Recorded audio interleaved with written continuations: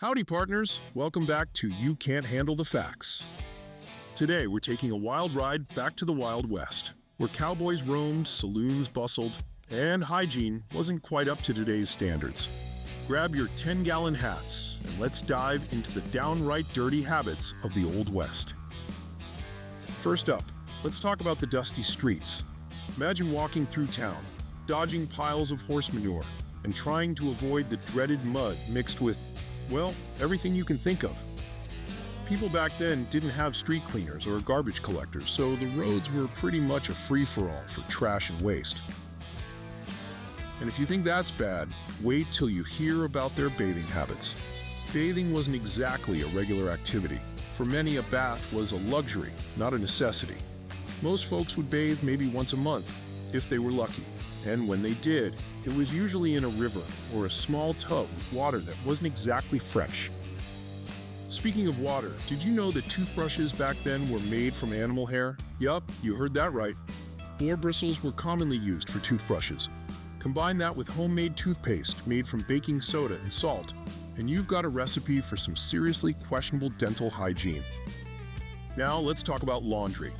Washing clothes was a back-breaking task, usually done by hand in a river or with a washboard. Laundry day was typically once a month, and soap was often homemade from lye and animal fat, which didn't exactly leave clothes smelling fresh. Public spaces in the Old West were crawling with a bunch of different critters. The beds of the average person were known to be made from straw and hay.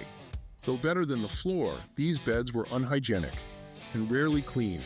They'd become infested with bugs like seam squirrels and lice. Insects contaminated food with their larvae, posing a nasty surprise for people. Mosquitoes were also a problem due to poorly insulated structures. Another aspect of the cowboy lifestyle that encouraged the spread of diseases is the predominantly male population. Intimate love affairs would regularly happen in pubs, saloons, and brothels, so sexually transmitted diseases were spread freely without much chance of a cure. Using protection was not a common practice, as most people didn't even know that these diseases and ailments existed, let alone how they spread. For every bit of love that was indulged, it came at the cost of contagion and an itch or two. The cowboy lifestyle involved many hours on the back of the horse, galloping across the country, dodging bandits. When they got thirsty, they'd stop by the nearest town and head to the local bar. However, even though they left their horses outside, they couldn't escape the lingering smell of horse that followed them indoors. While this rugged scent became symbolic of their adventurous lifestyle, it also carried health implications. The accumulation of dirt and sweat on their bodies, combined with irregular bathing, transmitted diseases. Also, the close proximity to animals exposed them to potential animal-ridden infections, making hygiene even more critical in the unforgiving frontier. Now let's talk about the iconic kerchiefs that cowboys wore in the Wild West. These bandanas weren't just a fashion statement, they were practical tools used to shield faces from dust, wipe away sweat, and even serve as makeshift bandages. However, their practicality came with a downside. Due to frequent use and infrequent washing, these kerchiefs often became breeding grounds for germs, harboring dirt, bacteria, and sweat, making them far from sanitary. A trip to the loo was not always as easy as walking to the next room and politely closing the door behind you. Back then, the bathroom was a shed that was built to cover a hole in the ground. These fecal depositories were built close to the home and used until the hole became full, after which the outhouse would be moved to another spot.